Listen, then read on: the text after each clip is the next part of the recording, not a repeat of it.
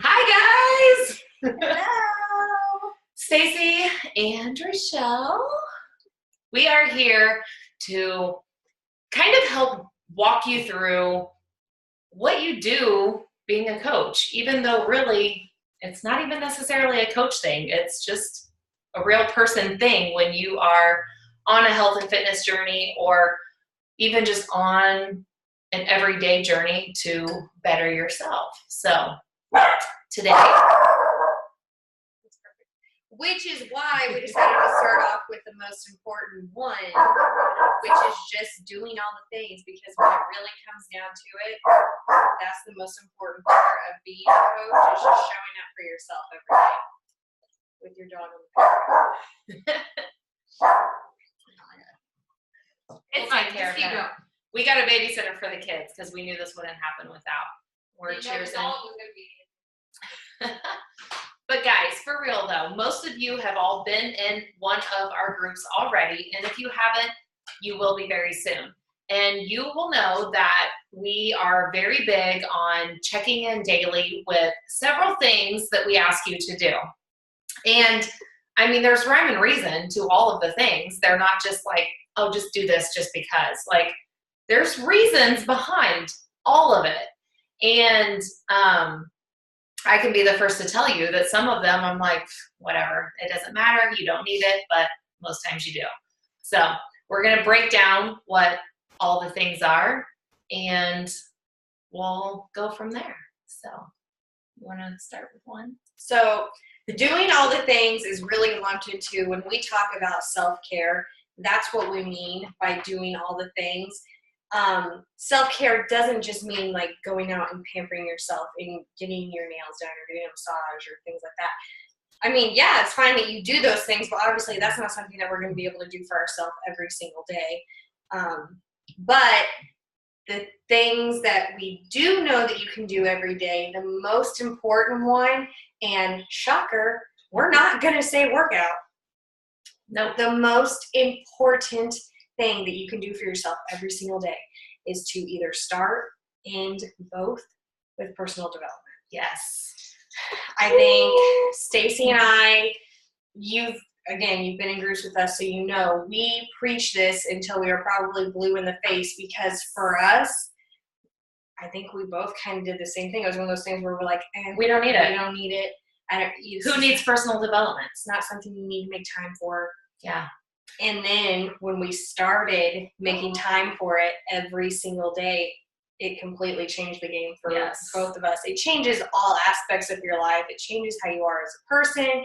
For sure. It changes how you view, like, you do push yourself harder in your workouts, or you do push yourself with your nutrition. All those things, it's just a spiraling effect, because you're starting to learn how to love yourself with who you are right now.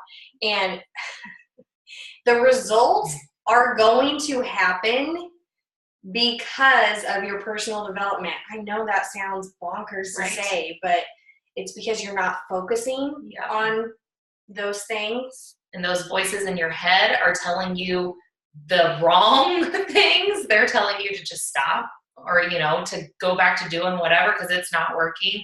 Well, guess what? You're further than you was. So that personal development is going to help you keep going.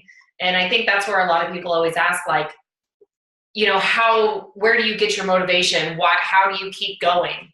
Personal development is like the number one answer for that, because I always tell people I'm not even motivated. Like, I do those things because I know how it makes me feel. And how I feel when I do a workout and I eat healthy, I don't feel skinny.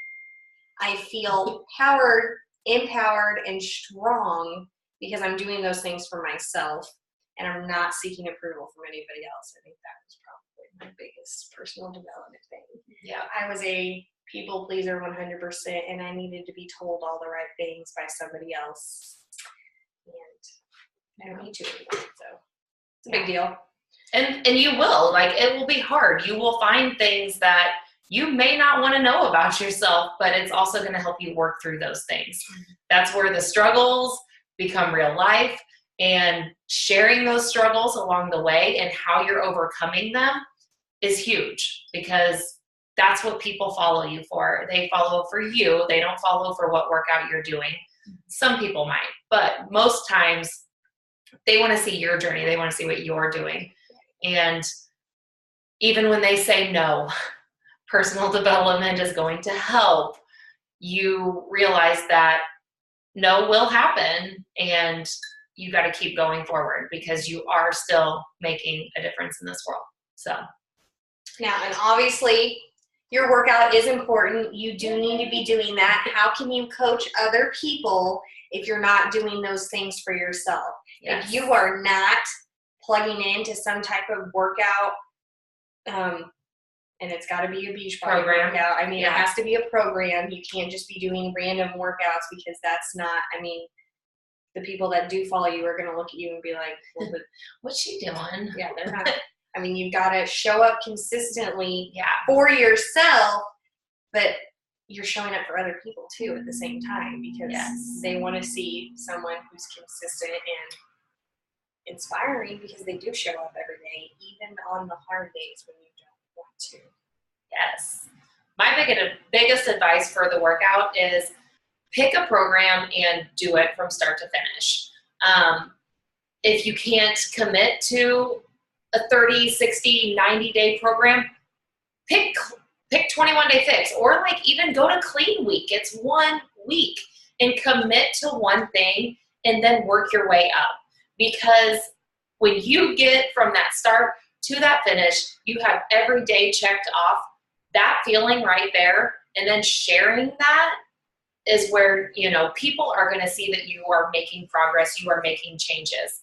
And as soon as you finish that program, you better have a plan for the next Monday, or like the next day even. It doesn't have to be a Monday, but the next day. I say that because most programs usually end on a Saturday, so take Sunday to get it figured out.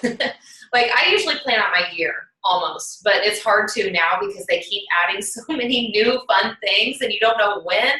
So I'm kind of stuck right now because right now I'm going to 21-day fix extreme next after Transform 20, because that's going to lead me right up until the cruise. I knew I had 3 weeks there and then I was going to be gone for a week. So I didn't want to commit to a 6-week program when I knew I couldn't finish it. So that's just me. I think it should be everybody because you want to be able to finish the program. To bounce off of that a little bit, for anybody that followed my journey last year, honest to God, I've been doing this for years. It was probably the first time that I ever truly committed and did start to finish every single program that I did. I didn't do anything different. I stuck with the program I was doing. I planned out my year. And if you saw, my results, I'm bragging myself a little bit here, they were amazing, but I stuck with it. I followed the nutrition plan exactly like it was stated, and I did the workouts exactly like they were stated. I didn't bounce around from one thing to the other. I did weight. And that goes a long way too because of muscle memory. Like those programs are designed because you don't want your muscles to get used to something, because then you're not going to grow them or lean out or whatever the things are, because your body will get used to it. So you've got to constantly be confusing it instead of trying to catch up. So that's why the programs are designed like they are. Right. So. And I know some of you may be thinking, well, but you told me to stop a program and switch, because I know I've done that before to some of you. And here's why though. Like if you are giving a program your all and you are just not into it, you hate it, or maybe you're not giving it your all because you just cannot, like it's just not, you're not feeling it, you're not speaking, I don't know, right? Or the trainer, maybe the trainer is just not your person. I will tell you, stop the program and pick a new one, because if you are waking up dreading doing the workout every single day, guess what? You're most likely going to quit. So instead of, quitting and not doing anything, pick a new program and have a new day one, because you want to love the program. You want to love what you're doing. And I know a lot of times when new ones come out, it's fun to all do them together. And if you realize you're not loving it, pick something else. Fine. Yeah. No. And to just piggyback off of that, you've got to follow the nutrition plan for the program. follow the nutrition plan that goes with the program that you're doing, but also don't be afraid that because some of our most recent programs will tell you to like buff up. Yeah. And they want you to eat more. And I know some people think like it's because society has created this mindset where you eat less to lose. And it's not, again, not true, because I ate 8 times a day every day last year and I lost. I didn't gain anything. So follow the program, follow the nutrition, and trust the process. Understand that you're not going to see results right away, and you might see a little bit of a influx before your body catches up and realizes what you're doing, and then it'll start doing all the things. But your body, I mean, our bodies are pretty amazing, and they've got to figure out what you're doing. Yeah. And if you don't feel like the nutrition's working for you, if you don't feel like something's right, reach out to one of us, or reach out in whatever group we're in right now, because you want, like, that's the part of it too, you know?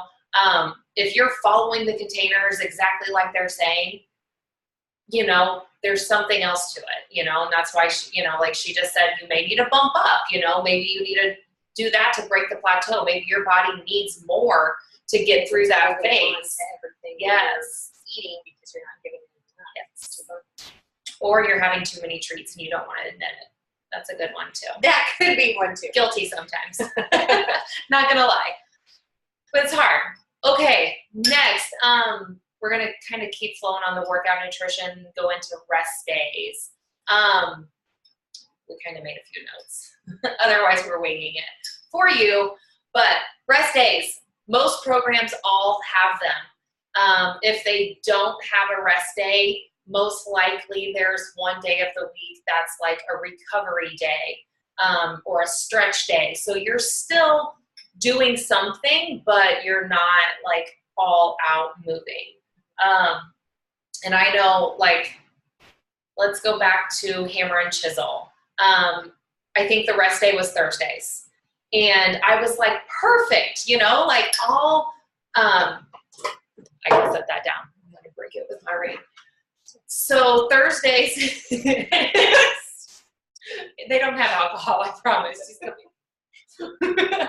But Thursdays was rest days. So I was like, perfect. That's the day I teach Insanity. So I won't have to worry about a workout that morning, and I'll have Insanity that night. Well, guess what? Then I was doing 7 days of workouts, and they're like, no, do not do that. Especially for hammer and chisel. Some of the other programs, it may not be that big of a deal, but the programs that you're adding in weights and more intense workouts, those rest days are scheduled for a reason. Your body needs the rest, or it can't recover. Rest day. Yeah, like don't do anything.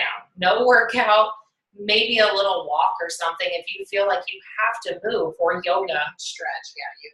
But yeah, and after they said that, I'm like, okay, I'll take the damn rest day, you know? But they're hard sometimes, because I know sometimes too, so many people, like, they feel like if they skip a day, they can't get back into the groove of things, but it's one day.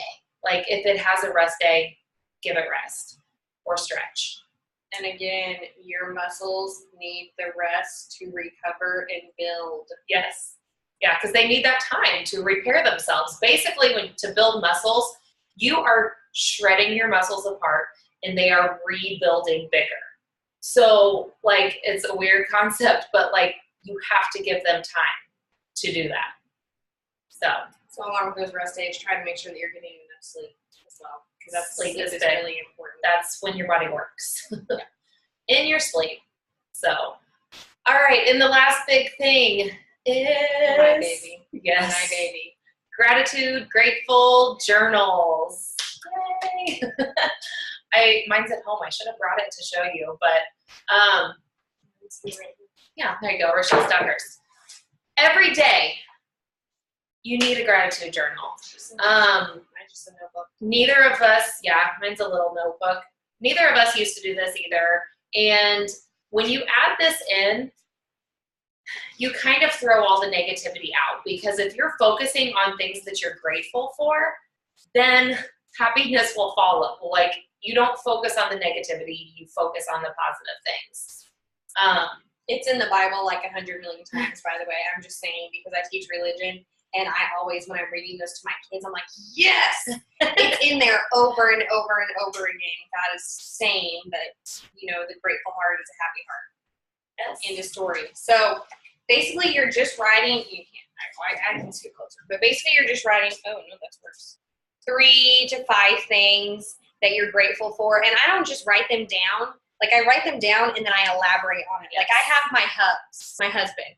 Well, I kind of elaborated on some of the things that day for why I was grateful for him. This is just for that day, for what he did, the friendships, and then I have something about new monthly goals.